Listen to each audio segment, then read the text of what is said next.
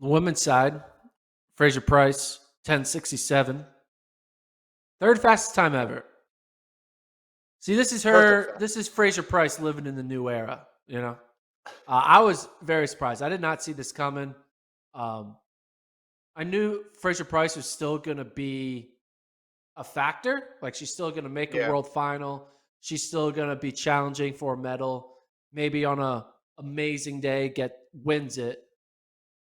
But like, I was thinking that like this might be kind of a down year compared to like last year. Hmm.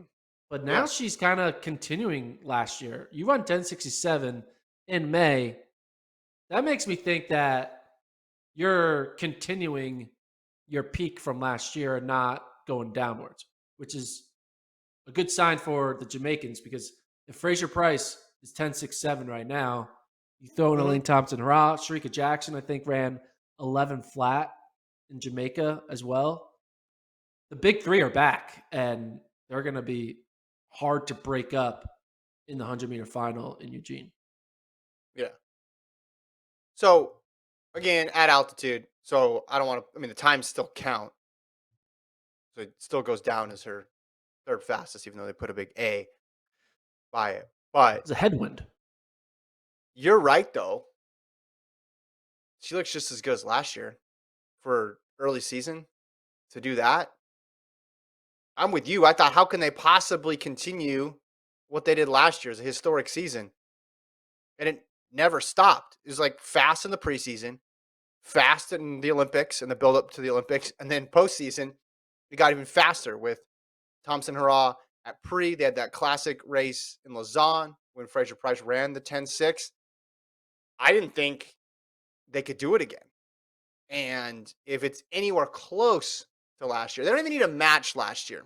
If they're anywhere close to last year, that would be an absolute treat for everybody. That would be amazing to see them again race each other multiple times and run that fast.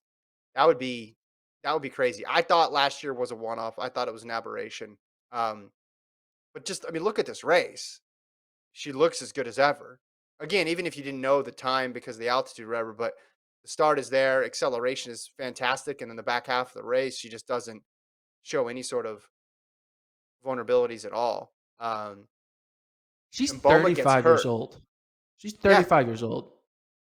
That's yeah. this is insane. I don't think I we're it's a little like I'm like it has like it's giving me like Legat vibes or who's other Hmm. like great late. I mean, Justin Gatlin was good in his 30s, but Yeah, Kim you're not supposed to be Collins. this fast at this age. Like you're supposed to be going downwards, and the fact that she's staying high up at this age Yeah. and extending her career is a once in a generation type performance. You don't see 35-year-olds run 10:67 in May with ease, chilling. Yeah.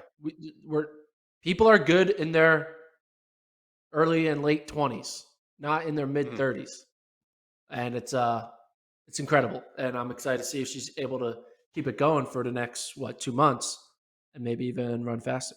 It's got to be the Mhm. fastest time ever for a 35-year-old, right? Yes, it does. I mean, Audie was fast late in her career too. Someone in the chat brings that up, but being able to compete for gold still, it's not as if she's just in the mix.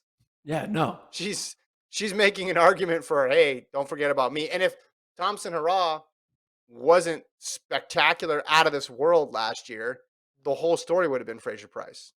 Hmm. That's all it would have been about was Fraser-Pryce, and she would have because the times that she ran any other year would have been enough to just dominate the event.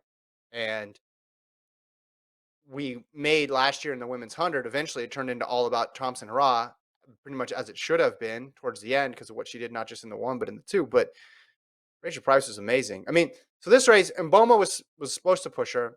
Mboma was more of a 200 runner. She's run sub 11 though. I mean, I don't think Mboma was going to beat her anyway because her start compared to Shelly-Ann's start is just night and day. But Mboma pulls up, gets hurt.